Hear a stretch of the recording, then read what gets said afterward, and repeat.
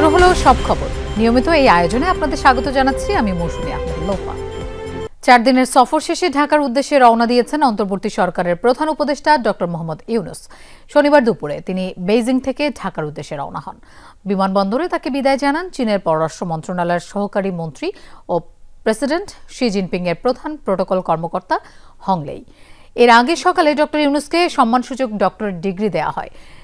প্রধান উপদেষ্টার সাথে এই সফরে ছিলেন পররাষ্ট্র উপদেষ্টা মোহাম্মদ তৌহিদ হোসেন, জ্বালানি উপদেষ্টা মোহাম্মদ ফাউজুল কবির খান, প্রধান উপদেষ্টার high representative doctor Khalilur Rahman, প্রধান উপদেষ্টার এসডিজি বিষয়ক মুখ্য সমন্বয়ক লামিয়া মোর্শেদ এবং প্রেস উইং এর কর্মকর্তারা।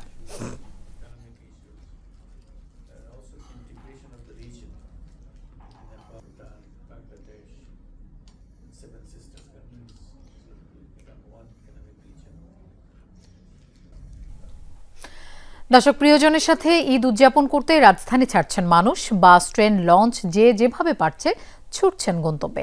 এবার দীর্ঘ ছুটি হওয়ায় তুলনামূলক ভোগান্তি কম। শুরুতেই জানিয়ে দেব ঈদ যাত্রার খবরাখবর। বাস, ট্রেন, লঞ্চ যাত্রার খবর জানবো। শুরুতেই রাজধানীর গাবতলী বাস টার্মিনালে যাচ্ছি, সেখানে আছেন আমাদের সহকর্মী রাব্বি সিদ্দিকী। রাব্বি, সড়ক পথে ঈদ যাত্রার সার্বিক অবস্থা একটু জানতে চাই, কি দেখছেন আপনি?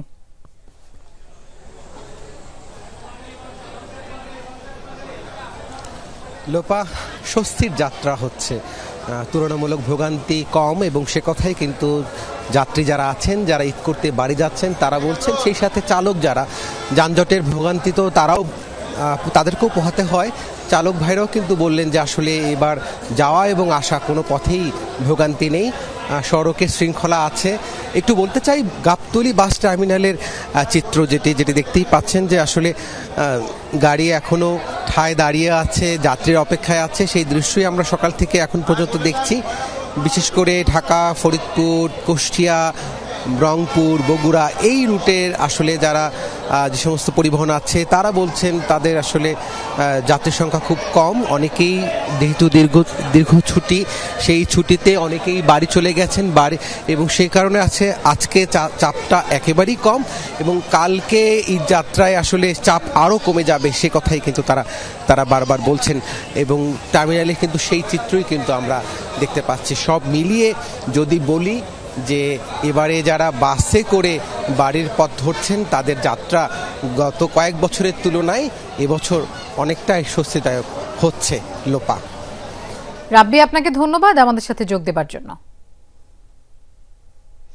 দর্শক, এবার সদরঘাট লঞ্চ টার্মিনালে যেতে চাই, সেখানে আছেন রিয়াজ রায়হান। রিয়াজ, সকাল থেকেই তো নৌপথে বেশ ভিড় ছিল, এর আগেও আপনার সাথে কথা হয়েছে। লঞ্চে এখন যাত্রীদের চাপ কেমন দেখছেন? ভাড়া নিয়ে কোনো অভিযোগ করছেন কিনা তারা?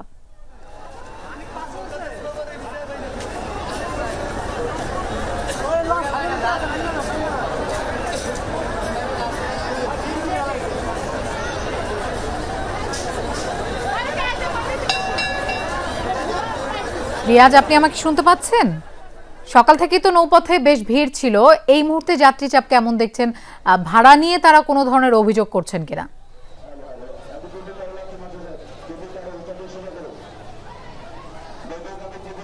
দর্শক, আবারও ঈদে ঘরমুখো মানুষের খবর জানবো।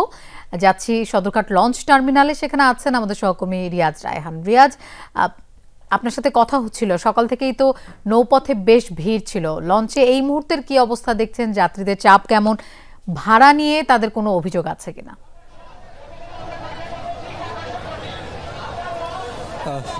সন্ধ্যার পর অর্থাৎ ইফতারের পর রাজধানীর সবগুলো পথ যেন সদরঘাটে এসে মিশেছে। কারণ হচ্ছে মানুষের যে পরিমাণ ভিড়, এবং প্রত্যেকটি লঞ্চের সামনে এখানে প্রায় 30 থেকে 35টি রুটের লঞ্চ চলাচল করে, এবং প্রত্যেকটি রুটের সামনে যে পরিমাণ মানুষের ভিড় রয়েছে, এবং কোনো একটি লঞ্চ ফাঁকা নেই, কোথাও কোনো একেবারেই ছাদ থেকে শুরু করে ডেক পর্যন্ত কেবিন তো আছেই, আর প্রত্যেকটি জায়গায় 3 ধরনের ঠাঁই নেই, প্রত্যেকটি জায়গায় মানুষ শুধু যারা ঈদে ঘরমুখী মানুষ রয়েছেন তাদের শুধু মাথা দেখা যায়, আর কোনো কিছুই। এবং যে পন্টনটি রয়েছে সেই পন্টনের উপরে আসলে মানুষ ছাড়া অন্য কিছু দেখার কোনো সুযোগ নেই। সুতরাং বুঝতেই পারছেন যে মানুষ কী পরিমাণ উৎসাহ উদ্দীপনার মধ্য দিয়ে তারা প্রিয়জনের সাথে ঈদ করতে বাড়ি যাচ্ছে, বাড়ির পথ ধরছেন। এবং গত দুদিন ধরেই যাচ্ছে, যেহেতু 26শে মার্চের পর থেকে মূলত এক প্রকার অনানুষ্ঠানিক ছুটি শুরু হয়ে গেছিলো, এবং তারপরে বৃহস্পতিবার বিকেল থেকে মানুষের এবং সবাই যে যার মতো করে নিজেদের গন্তব্যে যাওয়া শুরু করেছিল। বৃহস্পতিবার থেকে শুরু করে গতকাল সারা দিনভর গিয়েছে এবং আজকে সারা দিনভর গিয়েছে, মানুষের কোনো কমতি ছিল না। এবং যেহেতু কোনো ধরনের টাইম শিডিউল, অর্থাৎ কোনো ধরনের নির্দিষ্ট সময়সীমা নেই লঞ্চ ছাড়ার, যখন এই লঞ্চগুলো যেখান থেকে ফিরে আসছে বা বিভিন্ন গন্তব্য থেকে ফিরে সদরঘাট এই যে ঢাকা নদী বন্দরে ফিরে আসছে, যখনই পূরণ হয়ে যাচ্ছে, মানুষে পরিপূর্ণ হয়ে যাচ্ছে, তখনই তারা ছেড়ে দিচ্ছে নির্দিষ্ট গন্তব্যে। সুতরাং যেহেতু কোনো নির্ধারিত সময় নেই, সেই কারণেই যে যার মতো করে এসছেন, যে নির্দিষ্ট গন্তব্যে যাওয়ার মতো যে লঞ্চে, সেই লঞ্চে উঠে পড়ছেন এবং সেখানে তারা স্বাচ্ছন্দ্যে যেতে পারছেন। তবে ভিড় যেহেতু রয়েছে, ধারণাই করা হচ্ছে হয়তো আজকে আরও কিছু যখন সময় আরও করা হবে, ততই সদরঘাটের মুখী যে মানুষের ভিড় সেটি আরও। রিয়াজ, আপনাকে ধন্যবাদ আমাদের সাথে যোগ দেবার জন্য।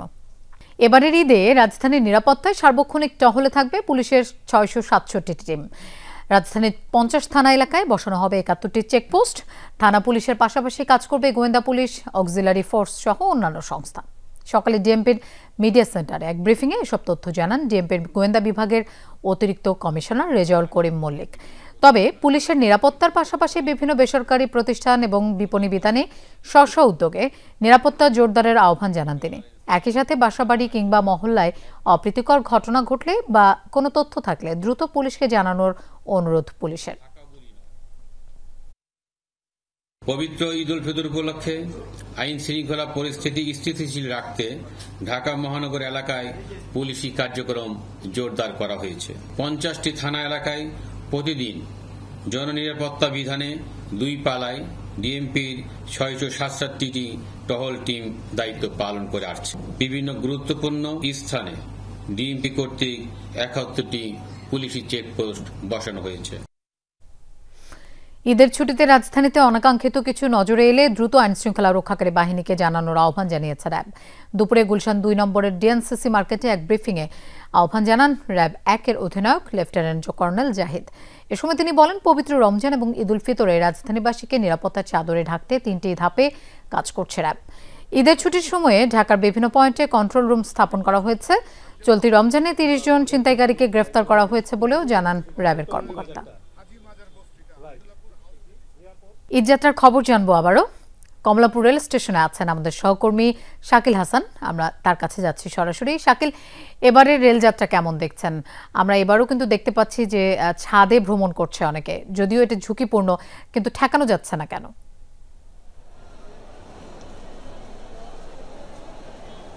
লোপা, এই ছাদে যাত্রা এটি প্রতি বছরই দেখা যায় এবং এটি থামানোর জন্য বেশ কয়েক বছর ধরেই রেল কর্তৃপক্ষ উদ্যোগ নেওয়ার চেষ্টা করেছিল, কিন্তু প্রতিবারই কিন্তু রেল কর্তৃপক্ষ এতে ব্যর্থ হচ্ছে। এর মূল কারণ আসলে এত বেশি মানুষ একই সঙ্গে রাজধানী ছাড়েন এবং বিশেষ করে নিম্নবিত্তের মানুষ যারা রয়েছেন তাদের আসলে সস্তায় ঢাকা ছাড়ার একটি অন্যতম মাধ্যম হচ্ছে এই ট্রেন, যে কারণে তারা আসলে এই ট্রেনের উপরে নির্ভর করে থাকেন ঘরে ফেরার জন্য। যে কারণে রেল কর্তৃপক্ষ এটি চেষ্টা করলেও এটি পুরোপুরি ঠেকানো সম্ভব হয় না। গতবার আমরা একই রকম চিত্র দেখেছিলাম যে খুব কড়াকড়ি আরোপ করা হয়েছিল স্টেশনগুলোতে টিকিট ছাড়া যাত্রী প্রবেশের ক্ষেত্রে। ঠিক এবারও কিন্তু আমরা কমলাপুর স্টেশনের বাইরের ফটকের সামনে কিন্তু বেশ কয়েক দফা এবং খুব তৎপর দেখছি রেল কর্তৃপক্ষকে।